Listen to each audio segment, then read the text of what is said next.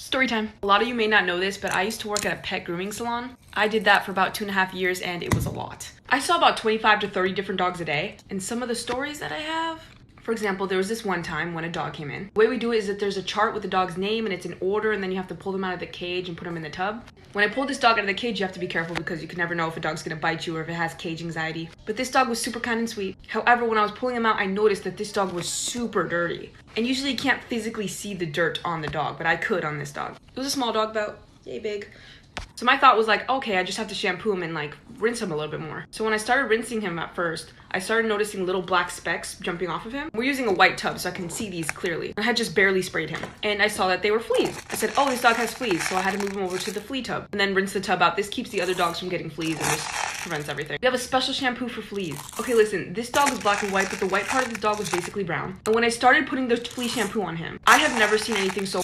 Part 2 of the dog flea story. When I started rinsing this dog out and putting the flea shampoo on him, I have never seen so many fleas gathered in one place in my entire life. They were covering his skin to the point where I couldn't even see it. Imagine stepping on an ant pile and you see that giant herd of ants flowing out of an ant pile. That's what was happening to this dog. Usually I would see maybe 5 or 7 fleas on a dog. No big deal. This dog, I'm going to be real with you, had hundreds, maybe thousands of fleas. How could they let it get that bad? I have absolutely no idea. I had to leave the shampoo there just to let it sit. Once I finally rinsed it out and I was able to see his skin was raw and pink and scratched up and flaky. This dog wasn't even trying to scratch himself. He had just given up.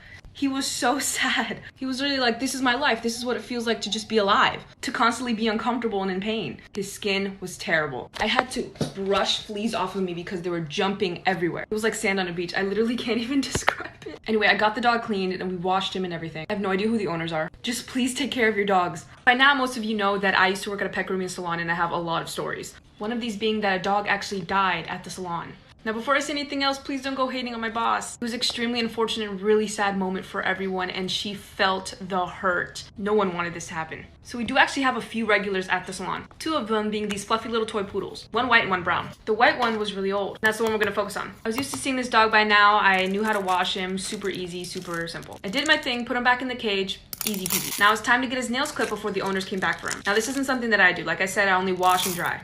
My boss took the dog out of the cage and I don't know how this happened exactly. Like I said before, the dog is tiny and I'm guessing the dog slipped through her fingers. As you can imagine, the dog hit the floor. I was already in the middle of washing a completely separate dog when we heard screaming and yelling in complete chaos. Me and my other coworker ran up to the front to see what was going on, and we saw my boss on the floor curled in a ball rocking back and forth with the dog. This was terrifying. She was crying, and that woman does not cry, trust me. I'm running out of time. Look for part 2. Okay, so this is part 2 of the dog dying at the grooming salon. Gosh, this is just terrible memory.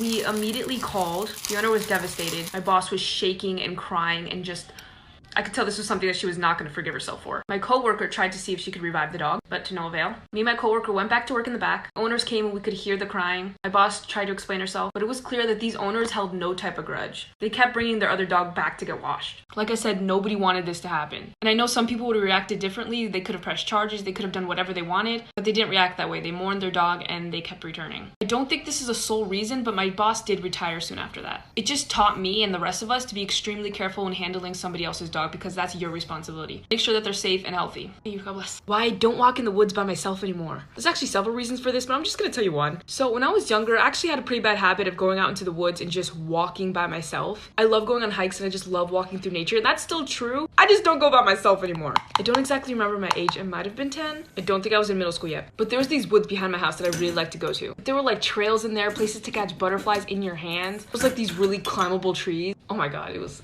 heaven. It was the best. It was magical. Anyway, I think we were having some sort of celebration or party. It was like a backyard party. So there was food, everybody was outside, my whole family, a bunch of people there. And I was in the woods and I'm like, you know what, I should probably get back home. Now there's this very small canal connecting the forest to my house. And my 10-year-old self said, I can make that. To give you a visual, it kind of curved like this and is filled with water and mud. On the highest part of it in order to jump onto the other side closer to my house. Your girl jumped, landed, got stuck, proceeded to cry. You guys, when I realized I was stuck, I was stuck. I was calling out for help. Part 2 of why I never walk in the woods by myself anymore. Okay, so I was stuck there. I was like, oh, this is no big deal. I'll just, pull myself out. I guess the weight and pressure of me jumping into mud, thick, deep, slushy mud, I don't know, it created some sort of concrete. I literally couldn't pull my shoes out. But I was closer to my house now. Like what I said, everybody was outside having the party. So I started shouting for help. Hey!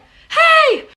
Nothing. Days passed. I'm joking. But it felt like it. But seriously, so much time passed that I literally started crying and I was like, okay, so this is my life. What do I do? Nature has chosen me as their child and I should accept it. I could literally hear the voices of my family laughing and enjoying themselves. And I was sitting here covered in mud fighting my way out of this. And the more I struggled, the more encased in mud I became. Eventually, my brother heard me, came looking for me and saw me in the mud. And I remember telling him how disappointed I was in our family for not looking for me sooner. I came back, no one had even noticed that I left. Yeah.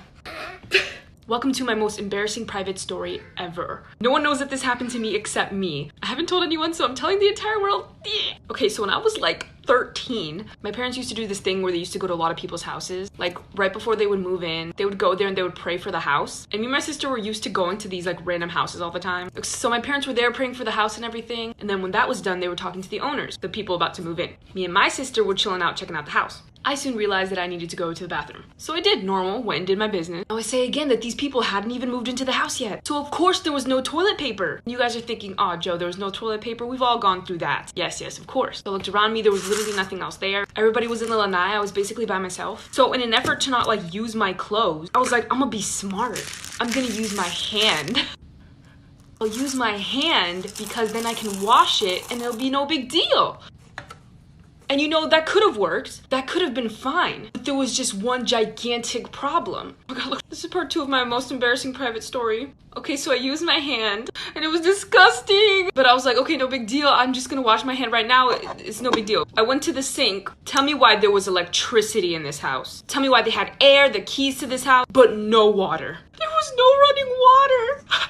Was standing there with my hand and the sink wasn't running any water. So 13-year-old me starts panicking because I'm an idiot. Oh, okay, there's no water here, but maybe there's water in the kitchen. I go to the sink in the kitchen. Nothing. I have never felt so defeated. My hands smelled. It was slimy. Ew! I'm so sorry if I'm grossing some of you out. It's real. It's real. You guys know I'm a crier, but I didn't cry. I didn't cry. I was going to, but I didn't. I went up to my mom. I was like, Mom, please tell me you got a water bottle. You got a paper towel. You got something in your purse. She's like, no, I don't got anything. You telling me you got that gigantic bottomless pit of a purse and now you don't got anything? I did eventually find a napkin, but that didn't get rid of the stink. I just kind of had to keep a fist the rest of the night. Yeah, nobody knew about that. I hope that was entertaining because that was just sad. Y'all asked for more dog content. Here's the story of the first time that I got bit at my job. And this is because I let a dog bite me because of anxiety. You guys know how it works already. I get the dog from the cage, I wash it, I dry it, and then I put it back. My boss usually doesn't ask me to do this, but she asked me on this particular day to grab this dog's leash and put it on this dog. She might have been running behind or something like that. Now, I wouldn't say this dog was aggressive.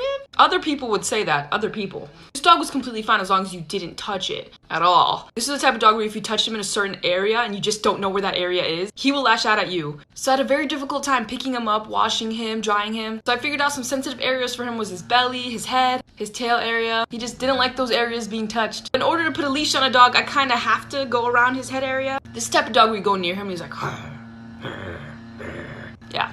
When my boss asked me to do this, I wanted to do it without any hiccups. And I was struggling for a while trying to not get bit. Then I realized a lot of time was passing. And my anxiety was going, oh my God, you're taking way too long. Don't ask for help. You've already asked for help so many times today. My gosh, look for part. This is part 2 of me letting a dog bite me because of anxiety. I said to myself, don't bother your boss. You've bothered her enough today. So after trying to lasso this leash onto this dog and it wasn't working, too much time was passing. I was becoming frustrated and irritated. I said, you know what? We're gonna get this leash on you and we're gonna do it now. So I kind of just sacrificed my left hand. I put my left hand near his face because I knew he'd go for it. And he immediately lashed on. He bit me twice. And the second time he held his grip.